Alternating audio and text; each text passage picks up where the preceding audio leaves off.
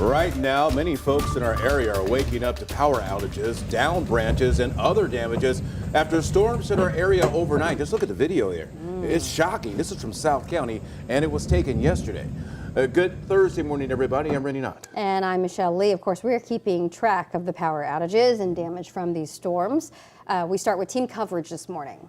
Our Alex Fees is in our storm tracker. He's driving along Interstate 55, taking a look at damage from overnight, while Paul Cook is tracking the morning commute on those slick roads. But first, let's start with meteorologist Anthony Slaughter here in studio, keeping his eyes on the skies. How are we looking right now, Anthony? Well, we have one shower still working through the St. Louis area this morning, but as far as our severe weather goes, there were only isolated areas that had severe weather. Afton, one of those locations where you saw that video from, and also in Park Hills, south of St. Louis, Sullivan, and out towards parts of Warrenton. So St. Louis Metro did escape the worst of the severe weather, and right now severe storms firing still along the Missouri-Arkansas border. So for us here at home, we just have lingering showers, but one working through the immediate metro area right now. This is light to moderate rain, but it is still creating issues on roadways because the roads are still damp, and we've already had a few incidents this morning. We dry out today. Numbers will still be hot and humid, up near 90 degrees. We do have more storms in the weekend forecast. We'll talk about that coming up. But this morning,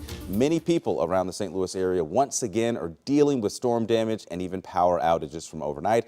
Our Alex Fees is live in the storm tracker. And Alex, where are you now, and what are you seeing this morning? Anthony, good morning. We are on I-55 South in St. Francis County right now, heading towards Park Hills in Jefferson County. Let me give you a look outside the storm tracker. Here is the look moving forward.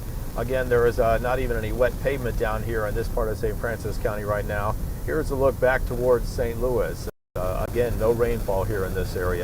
Now, meanwhile, 5 on your side crews were out in South St. Louis County last night in Jefferson County, where weather left behind a wake of damage and destruction. Right now, about 11,000 Ameren customers are waking up without power.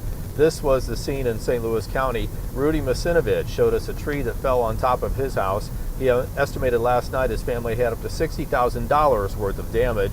He tried removing the tree and covering his roof with a tarp. Masinovich had begun the process of filing a claim with his insurance company. Wind is blowing like, you can see anything, like fog and wind. It's, I don't know, maybe 70 to 100 miles an hour.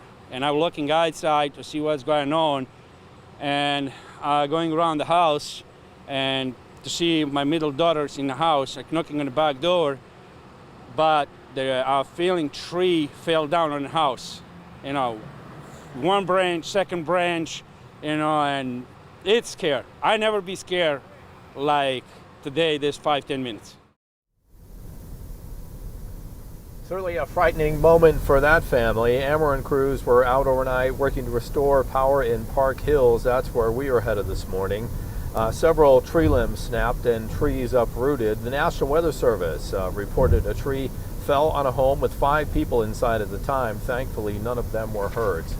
Now, so far this morning, there have been no reports of widespread damage as a result of those strong winds last night, but many homes and cars did sustain some damage, and tree limbs are down. This all comes just a couple of weeks after we went through this process a couple of weeks ago. Strong winds causing damage and destruction in and around the St. Louis area. Live this morning in St. Francis County, Alex Fees, 5 on your side. Thank you, Alex. The severe storms also caused a scare at Grant's Farm. Fire crews were called to the farm after smoke was seen coming from the main house. A spokesperson with the Lee May Fire Protection District confirmed lightning was seen in the area during last night's storm, but right now it is unclear if the building was indeed struck by lightning. As severe weather moves out of our area, you can keep up with the latest weather first forecast by texting the word weather to 314-425-5355.